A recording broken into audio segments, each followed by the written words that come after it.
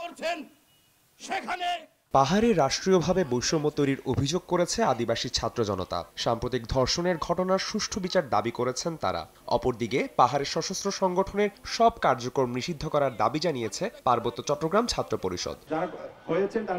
রোববার বিকেলে শাহবাগে জাতীয় জাদুঘরের সামনে এক বিক্ষোভ সমাবেশে আদিবাসী ছাত্র জনতা খাগড়াছড়িতে ধর্ষণের ঘটনার সুষ্ঠু বিচার দাবি করে বৈষম্যের অভিযোগ করেন। খাগড়াছড়িতে আদিবাসীদের শান্তিপূর্ণ অবরোধে হামলায় পরিস্থিতি অস্থিতিশীল হয়েছে বলেও দাবি করেন তারা।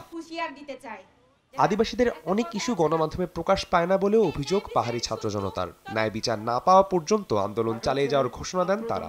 আমরা যখন অবরোধ করতে যাচ্ছি সেটারা আমাদের উপর হামলা চালাচ্ছে, আমরা যখন প্রতিরোধ করতে যাচ্ছি তখন আমাদের সন্ত্রাসী আখ্যায়িত করা হচ্ছে। কেন? এখন আমার ভাইদের যে খুনি করা হলো আমরা তাদেরকে কি বলবো? আমি দর্শকের বিচার চাচ্ছি। আমি তো বলছি না পাহাড়ি বাঙালিকে, আমি বলছি না, আমি বলছি দর্শক। কিন্তু ওই দর্শকের বিচার যখন চাইতে যাচ্ছি, কিন্তু একটা গোষ্ঠীর গা জ্বলতেছে কেন? এই খুনের দায় রাষ্ট্রকে নিতে হবে। আমার ভাই যতজন মারা গেছে সেই ভাইদের রক্তের জবাব দিতে হবে এই রাষ্ট্রকে। আগামী দিনে পাহাড় এবং সমতলে লড়াই হবে সমান্তলে।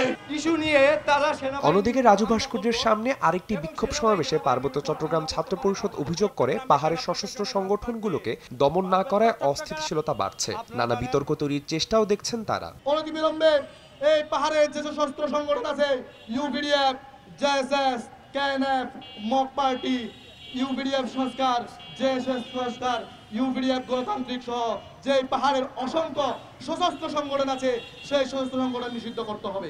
কে চায় যে একটা মুরগির ডিম বিক্রি করলেও চাঁদা দেওয়ার জন্য? কে চায় ইচ্ছা করে একটা গরু বিক্রি করলেও চাঁদা দেওয়ার জন্য? ভাই, কথায় কথায় তারা বলে পাহাড় থেকে সানা হটাও, পাহাড় থেকে বাঙালি হটাও। পাহাড় থেকে সানা হটাইলে, বাঙালি হটাইলেই তো পাহাড়ের সকল সম্পদ আমরা পাচার করে বাহির রাষ্ট্রে পাঠিয়ে দিতে পারবো। এই সুযোগটাই তো আপনারা চাচ্ছেন।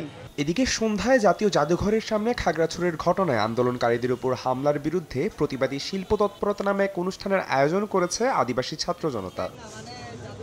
আদনান তুর্য, সময় সংবাদ, ঢাকা।